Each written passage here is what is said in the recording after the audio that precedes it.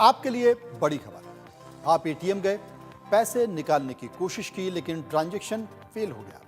पैसा अकाउंट से कट गया।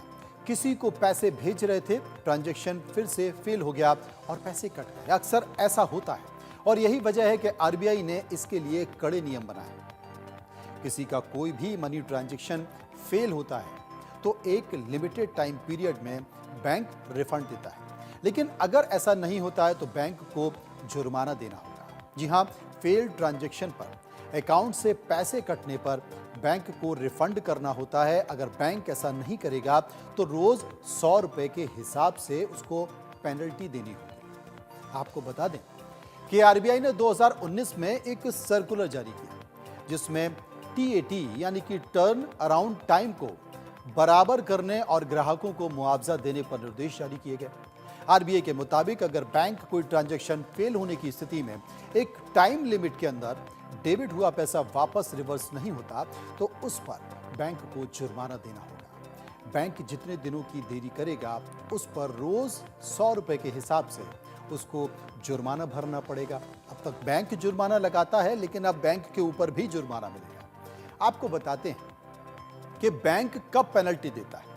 ट्रांजैक्शन के नेचर यानी कि किस टाइप का ट्रांजैक्शन फेल हुआ, उसे देखते हुए बैंक पेनल्टी देता है। बैंक तभी पेनल्टी भरेगा जब ट्रांजैक्शन के फेल होने के पीछे ऐसा कोई कारण था जिस पर आपका कोई कंट्रोल नहीं था।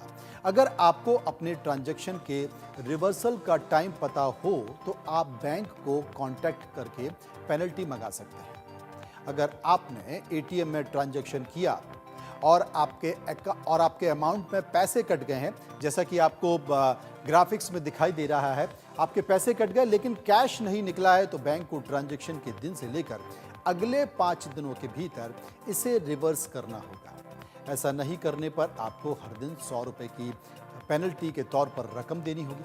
अगर आपने कार्ड टू कार्ड ट्रांसफर किया और ट्रांजैक्शन पर आपके अमाउंट के पैसे कटे हैं लेकिन बेनिफिशियरी के अकाउंट में वो नहीं गए, तो बैंक T+1 यानी कि ट्रांजैक्शन वाला दिन और अगला दिन मिलाकर कुल 2 दिनों के भीतर डेबिट रिवर्स करना होगा।